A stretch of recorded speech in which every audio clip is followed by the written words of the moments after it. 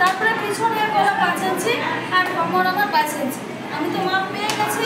তারপরে এবার কি করবো, সেটা যে আমি ড্রয়িং করবো, তাই তো? এবারে ড্রয়িং করবো। ড্রয়িং করার সময় আমি বলে দিচ্ছি, এটাতে আমাদের একটা ভি গলা রাইটিং না, এটা কিন্তু এই জায়গাটা আমাদের চাপানো থাকে। যেরকম চুড়িদারগুলো করি স্যান্ডেলের সঙ্গে এরকম একটু চাপানো থাকে, খোলা থাকে না, কিন্তু এই জায়গায় আমার চাপানো থাকে। বাকি বাদ এইদিকে একটু ছড়ানো থাকে। আমার ছড়ানো থাকে এই পায়ের নিচে যে জায়গাটা, সেটা শুধু একটু ছড়ানো থাকে। বাকি বাদ কিন্তু স্যান্ডেলের সঙ্গে চুড়িদারের মতো আমার এই জায়গায় চাপানো থাকে। বুঝতে পারছো? তাহলে প্রথমে আমি কি করছি, ঝুল দিয়েছি। এবার ঝুল আমার কত ছিল?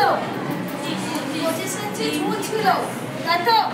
25 ইঞ্চি ঝুল ছিল, সেখানে আমি কি করছি, 2 ইঞ্চি বাড়তি দিয়েছি। বাড়তিটা আমি কেন নিয়েছি? হাফ ইঞ্চি আমার উপরে যাবে, নিচে আবার ফোল করার জন্য আমার 1.5 ইঞ্চি চলে যাবে। তাহলে চলে আসছে 25-এ। তাহলে ঝুল যেটা থাকবে তার মধ্যে আমি 2 ইঞ্চি বাড়তি দিব। হয়ে গেল? এবার তারপরে এদিকে আমি কত নিয়েছি, গলাটা 2.5 ইঞ্চি। আমি যে এই অংশটা গলাটা হবে কিনা, সেই অংশটাকে আমি 2.5 ইঞ্চি বা 3 ইঞ্চি নেওয়া যায়, সেখানে আমি 2.5 ইঞ্চি নিয়েছি। তারপরে আমার গলা কত ছিল? ভি গলা। যেহেতু আমার ভি গলা, তবুও তো আমাকে নামতে হবে কিনা সেটাকে আমি নামছি 5 ইঞ্চি নিচে। বুঝতে পারছো? 5 ইঞ্চি এদিকেও নামছি, নামে সেটাকে এখন আমি দিব ভি গলা করবো। সেটাই কি করবো? ভি গলা করবো। ভি গলা